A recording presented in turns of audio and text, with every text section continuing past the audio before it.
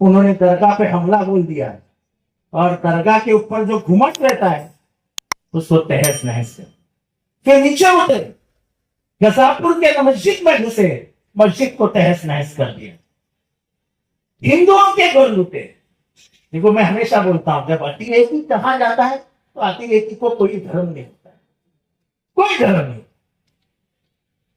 वैसे इन दरिंदों का कोई धर्म नहीं, कोई धर्म नहीं। जिस शिवाजी महाराज ने कहा था अपने सैनिकों से कि तुम जब लड़ाई के लिए निकलोगे, अगर बीच में मस्जिद लगती है तो उसको हाथ भी मत लगाना, अगर कहीं पे आपको पवित्र किताब मिलती है तो उसको बाजू में रख देना। ये किसने सिखाया था? शिवाजी महाराज ने। इनको हक है क्या शिवाजी महाराज का नाम लेने का? पूछते हैं कि तो बीजेपी का डर दिखाते हैं मुसलमान को। अरे बीजेपी मुसलमान किसी के बाप से नहीं डरता है। बीजेपी कौन है? और हम जैसे लोग जो मौत को फिर रहे। मैं तो लोगों को हमेशा बोलता हूं, मैं दो चीजों से डरता हूं, एक मेरा खुदा, मेरा भगवान, और दूसरा शरद पवार। मैं और किसी के बाप से नहीं डरता हूं। क्या होना वोट आएगी ना, उसके ज्यादा कुछ नहीं होता। देने वाला वो है, लेने वाला वो है। ये बाजू मत। अरे 1300 साल हो गए महाराष्ट्र की संत परंपरा को, कभी भी धर्म के बारे में कुछ नहीं बोला गया था। हमारे तुकाराम नाम के संत थे, उन्होंने अपनी किताब में लिखा है आज से बराबर 700-750 साल पहले, अल्लाह दिलावे अल्लाह खिलावे, देने वाला भी अल्लाह है, खिलाने वाला भी अल्लाह है। वो तो बड़ी किताब में उन्होंने बड़ा पढ़ना लिखा, तो छोटा बता रहा हूं। ये थी हमारी संत परंपरा। और तुम मुख्यमंत्री के सामने एक आदमी उठता है जिसको मैं महाराज नहीं कहता हूं, उसके से ऐसा बोंदू नहीं, और नदी के बारे में गलत बोल देता है। और हमारे मुख्यमंत्री जो पूरे महाराष्ट्र के मुख्यमंत्री है, जो 13 करोड़ जनता के मुख्यमंत्री है, वो कहते हैं कि हम उसको हाथ भी नहीं लगाने देंगे किसी को। हमको किसी को मारने वाला, हम तो किसी को मारने वाले नहीं है। लेकिन सर्वोच्च न्यायालय ने क्या किया? सुप्रीम कोर्ट ने कहा है कि जो भी धर्म के अंगार लगाएगा, गलत बोल देगा, उसको पुलिस ने 24 घंटे के अंदर अरेस्ट कर दिया। किया अरेस्ट? गजापुर के मस्जिद तोड़ने वाले को अरेस्ट किया, नबी के बारे में बोलने वाले को अरेस्ट किया, और जो चाचा को मारा, उधर मैं और हमारे एक पत्रकार मित्र रफीक कामदार वो ध्यान नहीं देते तो वो चोर भी नहीं पकड़े जाते। आपको मालूम है बढ़िया चाचा के साथ क्या हुआ? उनको मारा, वो तो कैमरे में आ गया, लेकिन उनको ट्रेन के दरवाजे पे लेके फेंकने की कोशिश की। मुझे फक्र है, मैं हिंदू हूं, मैं ऐसा हिंदू हूं जो मेरे किताब में लिखा है वही मानता हूं। वासुदेव सर्व वासुदेव कुटुंबकम। वासुदेव यानी क्या? ये दुनिया, ये मेरा घर है और इसमें मेरी फैमिली रहती है, यानी हम सब भाई बहन हैं। ये हमारी किताब में लिखा है। एक नफरत किसी को कोई सिखाता नहीं। नफरत पार्टियां से, नफरत पार्टियां सिखाती, और बीजेपी ने वही किया 2014 से। यहां का मुसलमान हैरान नहीं है? हैरान है कि नहीं है? तुम मॉब लिंचिंग करोगे, देश के सीमा पे लड़ रहा मुसलमान का बाप घर में होता है, उस बाप के घर से कुछ खुशबू आती है गोश्त की, अंदर जाते हैं, बिना पूछे उसका मर्डर हो जाता है। ये क्या है? क्या है?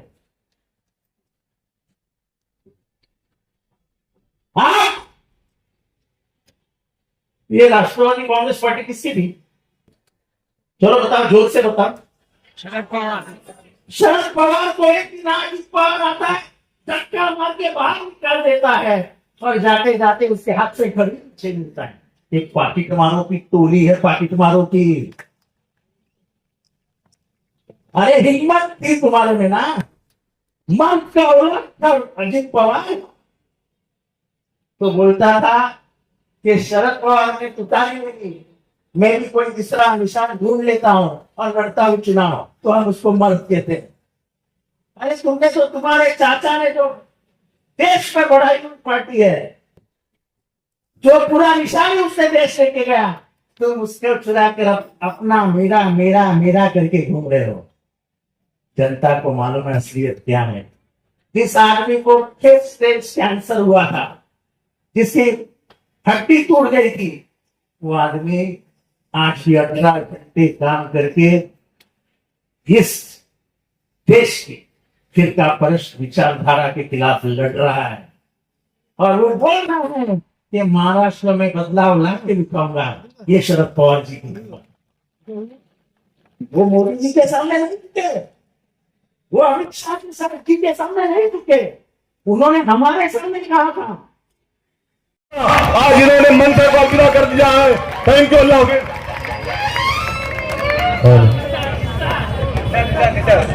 भाई निशार और एक साथी जो शानू भाई ने कहा अजीत दादा की पार्टी, मैं तो बोलता हूं कि कमल के फूल की पार्टी, मैं तो बोलता हूं गद्दारों की पार्टी। मैं आज निसार भाई को पार्टी में प्रवेश होने पे इनका हार्दिक स्वागत करता हूं, इनका इस्तकबाल करता हूं। हेलो, अब मैं आवाज दूंगा हम सब के चहेते हमारे भाई विरोधी पक्ष नेता, माजी नगर सेवक और यूथ के आइकॉन निसार भाई के साथ में हमारी गली के लड़का है, हाफिज का भतीजा है बॉस जिगम, ये भी पार्टी में शामिल हुआ। आज हम लोग उसको बहुत मुबारकबाद देते हैं जिगम को भी।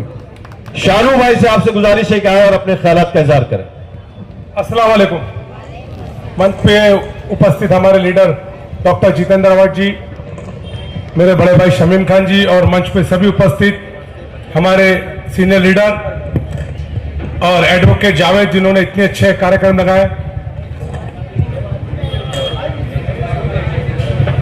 हाल ही में शमीम भाई, हाल ही में एक हाई लेवल मीटिंग हुई है, एक 4-5 दिन पहले, और मुझे उस मीटिंग की मेन कुछ क्लिप आई और एजेंडा सामने आया। वहां पे सभी महाराष्ट्र के दिग्गज नेता जो जमा हुए अलग अलग पक्ष के, और खाना खाया, और उन्होंने कहा कि कुछ भी करो लेकिन यहां से डॉक्टर जितेंद्र अवार्ड जीतना नहीं चाहिए। चाहे कितना भी पैसा खर्चा हो, चाहे कितना भी मामला करना पड़े, किसे फोड़ना पड़े, छोटे कार्यकर्ता को वोट जाना पड़े, नगर सेवक को लाना पड़े, क्योंकि उनके बड़े लीडर अमित शाह जी ने हाल ही में यह भी कहा था कि कार्यकर्ता को भी खरीद लो। लेकिन उन्हें यह समझना नहीं कि मुमरा जो है, हिंदुस्तान में जो सारे रहने वाले ना, उनमें कहीं ना कहीं सबके रिश्तेदार मुमरा कोसा में रहते। और इंशाअल्लाह ताला जैसे लोकसभा में मुमरा कोसा ने बिना पैसे के मशाल के वोट पे इतनी भारी बहुमत से वोट दिया, आने वाले वक्त में तुतारी को भी इतनी भारी बहुमत से वोट देने वाला है। और मैं एक साफ कह देता हूं, ध्यान रखिए, ये कुछ डेवलपमेंट के लिए नहीं गए।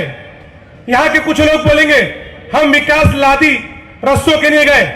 मैं हमारे साथियों को बताना चाहता हूं, ये नाले गटर रस्ते का चुनाव नहीं है, यह लाइट पानी का चुनाव नहीं है।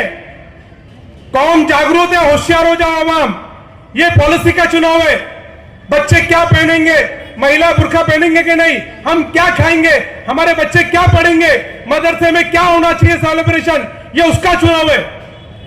जरा सा भी गुमराह नहीं हुए कि हमारा ताल्लुकात वाला था, लादी लगा दिया, पानी कर दिया तो टेपिंग दे दिया। नहीं, मैं भी अपोजिशन लीडर रह चुका हूं, मैं खुद कॉर्पोरेटर हूं, ये उसका चुनाव नहीं है। डॉक्टर जितेंद्र अवार्ड जी का चुनाव में जीतना बहुत जरूरी है। हिंदुस्तान में चंद लीडर है जो सेकुलरिज्म के विचार की बात करते हैं, एक इंडिया अलायंस और एक बीजेपी अलायंस।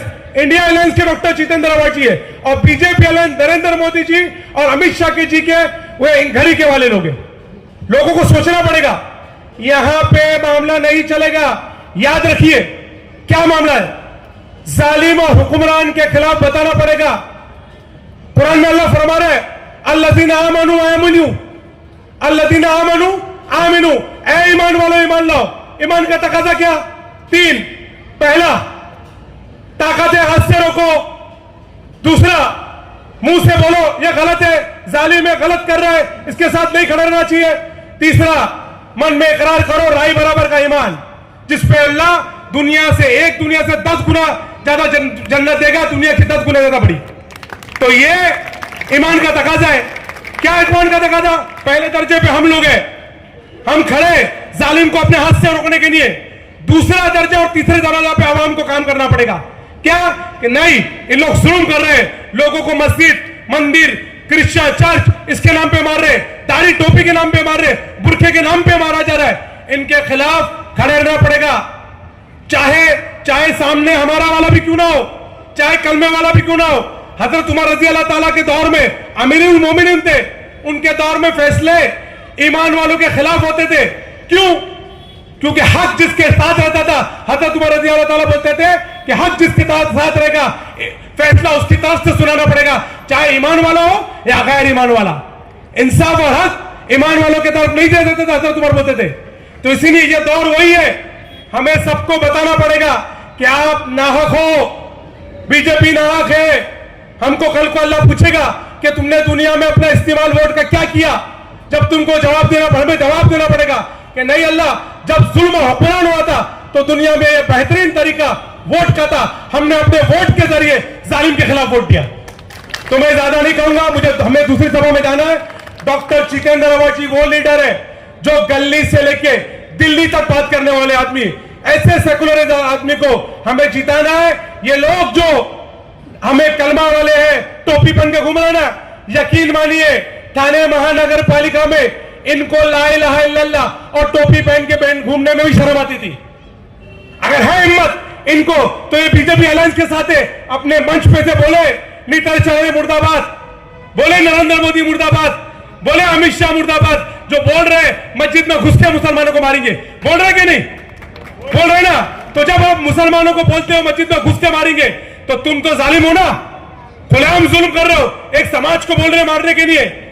बताइए कौन सा ऐसा लीडर है मुसलमान का या दलितों का या क्रिश्चियन का जो कभी किसी ईमान वाले या गैर ईमान वाले या हिंदू भाई को बोला है कि उसको मंदिर में मारिए? कभी नहीं बोला होगा। यह देश की सभ्यता है, आपने सारी सभ्यता तोड़ दिया है। तो हमारा फर्ज है जब नॉन मुस्लिम लोग अयोध्या में बीजेपी को हरा सकते तो मुमरा को मिसाल देना पड़ेगी।